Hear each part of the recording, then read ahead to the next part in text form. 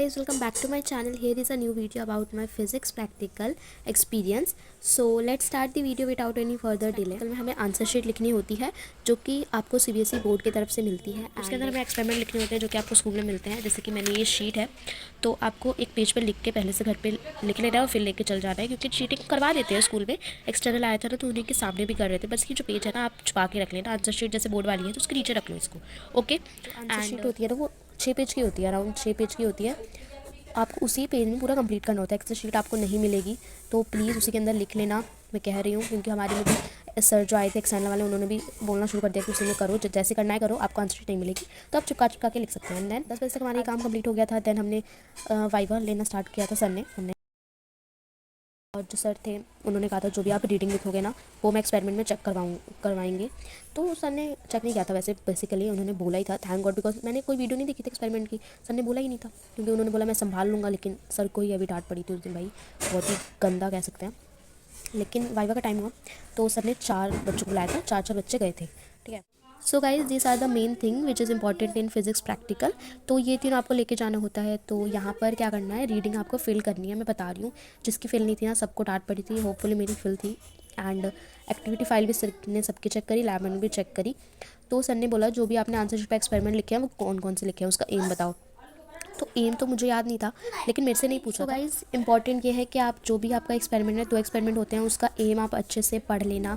एक बार ज़रूर उसे पढ़ लेना, मैं कह रही हूँ। और जो भी आपकी एक्टिविटी है फाइल में, आपको जो भी एक एक्टिविटी मिली है उसको भी एक बार लर्न कर लेना और उससे रिलेटेड पूछने लगते हैं। तो जैसे कि मेरे साथ जो बैठी थी, जो लड़की बैठी थी मेरे बगल में, उसका एम पूछा तो उसने कॉन्वेक्स लेंस से रिलेटेड कुछ हमारा था। ये वाला एक्टिविटी उसने बोला था to find the focal length वाला। तो उन्होंने पूछा था कि फोकल लेंथ क्या होती है। सबसे पहले उनका क्वेश्चन था फोकल लेंथ क्या होती है। किसी भी बेसिक अगर आपका मिरर है तो उसका फोकल लेंथ क्या होगा। तो उससे क्वेश्चन पूछा, नहीं बताया। मेरे से पूछा तो मैंने पता क्या आंसर दिया, 25। पता नहीं दिमाग में 25 चल रहा था, मैंने 25 बोल दिया। एंड इन्होंने भी नहीं दिया, इन्होंने भी नहीं दिया। पता नहीं, एक तो वो गंदा सा एक्सटर्नल था। बैठ के खाना खाया जा रहा है नाश। फिर सर ने बोला, फाइल का टॉपिक था मेरा एसी जनरेटर। तो एसी जनरेटर के बारे में उन्होंने पूछा कि what is the principle of AC generator. साफ साफ अक्षर में मैं पढ़ के गई थी, इलेक्ट्रोमैग्नेटिक इंडक्शन इसका बेसिक प्रिंसिपल होता है।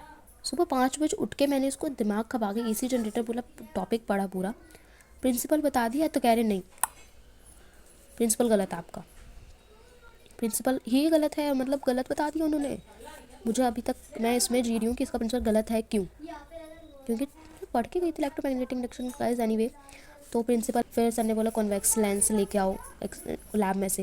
लैब में बैठ के हमारा हो रहा था तो कॉन्वेक्स लेंस जैसी उसकी पहचान होती है उसको लेके आना था। तो एक उस बच्चे ने कॉन्वेक्स लेंस लाया, फिर उसकी वही फोकल लेंथ बोली कि इसकी क्या होगी, तो वही बताई। देन ऐसे करके हमारा पूरा वाइवा हुआ जो कि बिल्कुल अच्छा नहीं हुआ। तो आंसर नहीं जा रहे थे तो लास्ट में सर ने कहा कि कोई एक चैप्टर बता दो जिसमें से पूछना है। तो सारे शांत हो गए, लेकिन मेरे में पता नहीं क्या सोच के कॉन्फिडेंस आया। और मेरी सबसे बड़ी गलती भी कह सकते हो, मैंने सेमीकंडक्टर वाला चैप्टर मैंने पढ़ रखा था, मैंने 1-2 दिन पहले उसको रिवाइज भी नहीं करके गई थी। सर ने बोल दिया कि कोई एक चैप्टर बता दो, कोई बोल ही नहीं रहा था और मैंने सेमीकंडक्टर बोल दिया। फिर इससे डायोड बनवाया सर ने, एक डायोड बनवाया था। फिर बोला था पॉजिटिव नेगेटिव किस पे होता है, एनायन के टाइन किस पे होता है।